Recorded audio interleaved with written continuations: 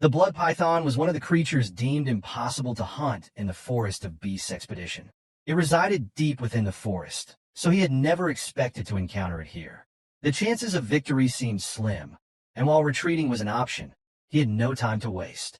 Grabbing the runestone in his hand, he steeled his resolve. If he gave up now, everything he had done up until this point would be for nothing. His mind was set, and with renewed conviction, Ghislain declared to himself that he was someone burdened with many responsibilities. With that, he activated the 3 mana cores in his upper body, raising his sword in defiance of the massive creature before him, his eyes burning with the determination to defeat it. Ghislain opened his 3rd mana core, considering whether it would be enough to defeat the blood python. The serpent, after rampaging through the ranks of mercenaries, set its sights on him once again, sensing the power swelling within the seemingly insignificant human before it. With a gaping mouth, the creature charged. Ghislain's sword flared with the mana he had imbued into it. He sidestepped, deflecting the snake's strike with his blade, sending it to the side. In a swift motion, Ghislain ran his blade along the serpent's head. Unfortunately, its scales proved too tough. Like a dancer with a broadsword, Ghislain swung his blade upward, then brought it down with precise force, taking out one of the serpent's eyes. But the battle was far from over. The blood python retaliated, bringing its tail down to crush Ghislain. The young master stood his ground, blocking the devastating blow with his blade, as if he were a tank. Mana coursed through his veins, pushing the limits of his abilities. Meanwhile, the serpent opened its mouth, attempting to devour him. The massive serpent unleashed a barrage of attacks, its weight adding force to every strike. Ghislain, relying on his physical strength and the energy from his 3rd mana core, matched the serpent's force, managing to hold his ground. He screamed, determined not to back down despite the slim chances of survival. There were battles that could not be avoided. Just as his father had borne the weight of the territories, Ghislain would carry the weight of the doom hanging over his estate and its future. Kair, Belinda, Gillian, and the rest of the mercenaries watched in awe, surprised by the sight of their young master fighting with everything he had. It was the first time they had seen Ghislain unleash all of his strength in battle. Ghislain leapt toward the snake's head, raising his sword to strike its open mouth. In his mind, this was the moment to fulfill his responsibility. After putting some distance between them to regain control of his breathing, Ghislain observed the blood python. It showed no signs of faltering. The thought crossed his mind. Keeping the 3rd mana core open for too long was dangerous. His mana would run out before he could finish the creature off. Unexpectedly, the mercenaries he had brought along charged forward. Belinda called out to him, prompting Ghislain to turn toward her. Gillian stood in front, and to his surprise, Kair stepped up to face the enormous serpent as well. Belinda checked to make sure Ghislain was unharmed, urging him to move to safety. She pleaded with him, urging him to get to safety while they would hold the serpent off. Ghislain's response shocked everyone present. He commanded the mercenaries to heed his order and leave immediately. Kair and Gillian turned back, confused by the unexpected order. Belinda was baffled and wondered what he meant by that, her mind racing. Gordon questioned aloud whether the boss had really given that command. Gillian, too, spoke up, asking what Ghislain meant. Ghislain explained calmly, revealing that even he couldn't guarantee the safety of everyone against such a monstrous foe.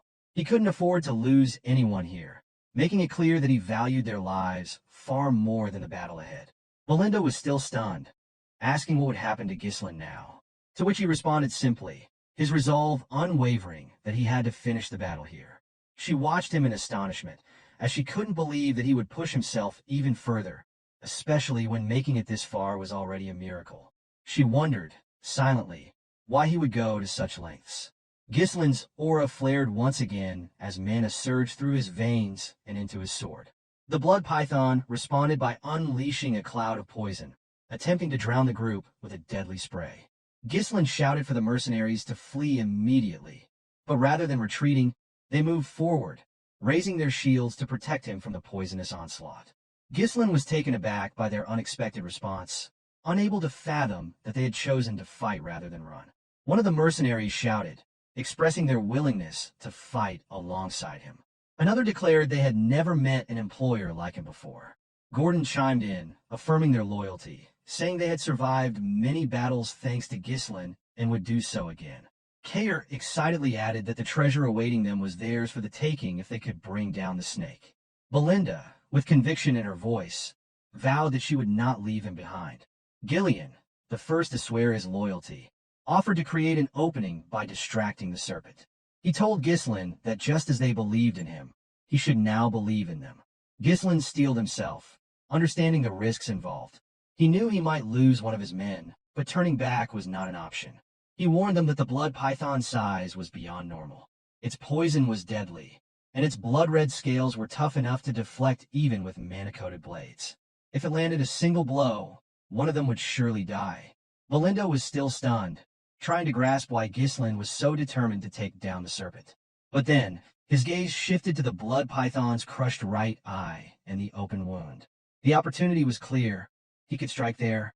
Raising his blade, so everyone could see, Ghislain called for action, commanding the mercenaries to heed his orders and return together. In unison, the mercenaries raised their voices in affirmation. They were undeterred by the blood python's enormous eyes who stood tall before them. The serpent's mouth opened wide, and the mercenaries raised their shields in preparation. Without hesitation, the big four sprang into action. Belinda, with her dagger in hand, positioned herself behind Kair, who wielded his strangely shaped blade, both preparing to strike at the serpent's right eye. Ghislain, raising his axe, aimed for the wound in the creature's mouth, while Ghislain searched for an opening, moving carefully with his blade.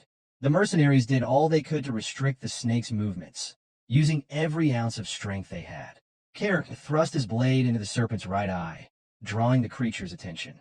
In response, the serpent swiftly swung its head, opening its mouth in a lethal snap aimed at him.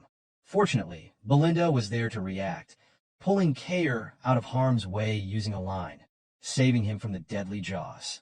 Ghislain leaped in, his axe crashing down with force. While the weapon couldn't pierce the blood python's scales, Ghislain's strength, enhanced by his mana, forced the serpent's head to slam into the ground. Seeing the opening, Ghislain moved from the side toward the serpent's remaining eye. The snake noticed him, but it was too slow to stop him. With precision, Ghislain pierced the serpent's eye, causing it to scream in agony. Ghislain's thoughts raced. Even though he knew what would happen in the future, he understood that not everything would go exactly as planned. But he could not afford to stand by and watch as others perished. He had to kill it. The mercenaries pounced on the snake, with Ghislain still pinning it down. The creature, in its final moments of strength, suddenly jerked its head upward. It sensed the strongest mana above it and prepared to charge. Ghislain leapt high into the air, blade raised, prepared to deliver the final blow. He had no choice but to end it now. After all, he was the only one who knew the future of the estate, and he could not fail. The serpent, with its mouth gaping wide, surged toward Ghislain. As if Ghislain failed to react, the serpent swallowed him whole. The others watched in shock, convinced that the young master had been swallowed whole. Belinda screamed for her young master, helpless. But to their astonishment, Ghislain's blade pierced the serpent's head from inside. He ran his blade outward, splitting the serpent's upper head in two. Ghislain emerged from the wreckage, drenched in poison, but victorious. The blood python was dead. Kair and Ghislain smiled, relieved to see their young master safe. Belinda, overwhelmed with joy, was just as glad to see Ghislain alive and well. As the future of Perdium, Ghislain knew that he couldn't allow the expedition to fail. And as the Mercenary King, he couldn't let those who followed him die without purpose. With the defeat of the blood python, the expedition toward the runestone vein came to a successful conclusion. Back at Perdium Castle, Albert was seething with fury. He raged about Ghislain's blatant defiance of the Lord's orders, entering the Forest of Beast. This, Albert declared, was nothing short of treason. In the room were Zwalter, the Count of Perdium, and Homern, who tried to calm Albert's rising anger. Homern was well aware of the young lord's reckless nature, but with the lord away on a long expedition, wondering if Ghislain think he was the ruler now. Albert's accusations were sharp and bitter. Homern sighed and explained that there was no point in getting worked up now. The young lord had been in the Forest of Beast for over 2 weeks. Had Scoven not falsified his report, they could have intervened earlier. Homern still couldn't understand why Scoven had chosen to help Ghislain, risking his own knighthood for the young lord. Albert grew more frustrated, insisting that they could not ignore this any longer. His lordship must act before Ghislain caused even greater chaos. Homer agreed, adding that as soon as Ghislain returned, he must be imprisoned and severely punished. The Count remained silent, his mind racing with questions. He could not understand why his son had stirred up such trouble. Suddenly, the door swung open, and Randolph, the captain of the Perdium Knights, rushed in urgently. The atmosphere shifted instantly, and all present could sense the gravity in his tone. He informed them that it was urgent, and the Lord needed to come out immediately. Zwalter raised an eyebrow, his curiosity piqued, and asked what the matter was. With an expression that clearly carried weight, Randolph revealed the startling news that the young lord, Ghislain, had returned. Outside, Ghislain strode confidently toward Perdium Castle. He knew that meeting his father would bring great consequences, but he was certain that once his father saw the results of his actions, everything would be all right. So, friends, this chapter comes to an end. What will happen next? We'll uncover it in the next chapter. Don't forget to rate this chapter out of 10 in the comments. We'll see you in the next video. Until then, take care and goodbye. Don't forget to like the video and subscribe to the channel.